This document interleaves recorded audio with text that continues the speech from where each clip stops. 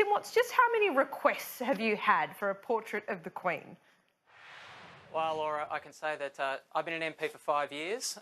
Until yesterday, I'd received 0 requests for a portrait of the Queen. After Vice's article, we're up to 3 dozen overnight, so a little bit of postage work going on in my office at the moment. Well, thankfully, you provided me with some of the requests that have come through, and people are very enthusiastic about getting these portraits of the Queen. I might just read some to you. This from one of your constituents: I hope I can receive a portrait in order to post this up on my family living room to praise the Queen daily. Another: as a man who loves his British heritage, I would love, it would be a fine addition to the pool room. We refer to this as the castle, he says. Keep up the good work in the name of the God-given Queen. This, as a staunch monarchist, I have recently been made aware that I have a constitutional right to obtain a complimentary print of Her Majesty Queen Elizabeth II that I can proudly display in my home, juxtaposed to the signed tea towel that I was bequeathed from my late grandmother Pearl.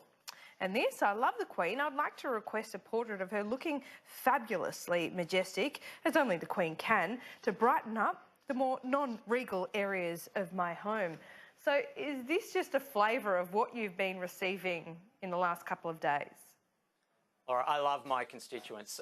They have responded to this article in that great Australian tradition of taking the piss. I've been responding to them saying that I do have a variety to offer them. I've got this great casual shot of Liz in front of some gum trees if they want something, you know, a little bit cash.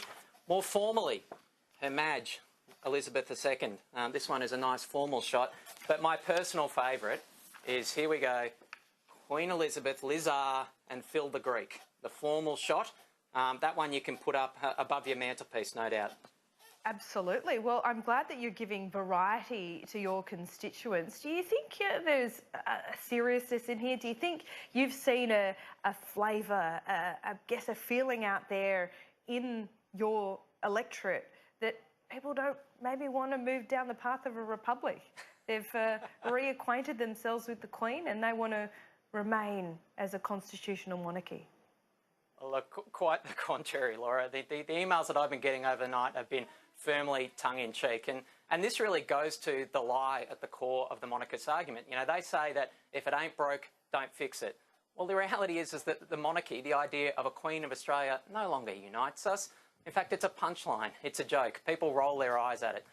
So, you know, when I'm sending these out to my constituents, I'll also be sending them an example of the real head of state in Melbourne's West, Bob Murphy and Julia Gillard, as well as a bit of promotional material for the Australian Republican movement. You know, our time is coming, so get on board the movement now. We'll have a plebiscite under a Shorten Labor government, and let's get a head of state that we can all get behind.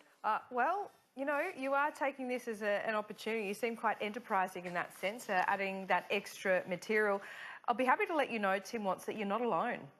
This, I've contacted a number of MPs, and it's just not your fine electorate of Gellibrand. It is right around the country. Tony Abbott has received a couple of dozen requests overnight. In Perth, Andrew Hastie, Michael Keenan also in Perth has received some. So you're not alone in all of this. This could be quite a groundswell. This is a grassroots campaign, you might say. Well, I just say to all other Republican members of Parliament like me that want to see an Australian head of state, if you're getting these requests from your constituents, there's nothing from stopping you from putting a membership form for the Australian Republican movement in the package you send to your constituents and inviting them along to a Wattle Day barbecue on the day of action for the Australian Republican movement. Now, you know, get behind this national campaign. I do note that Bob Brown, back in 2012, I believe it was quite concerned about the time that you might waste doing this and the money put towards this. Is this something you might want to change when Parliament resumes? Surely taxpayer money could be spent and your time could be spent in a better way. Well, Laura, as I said earlier, this is the first time I've ever gotten a request for a picture of Liz R.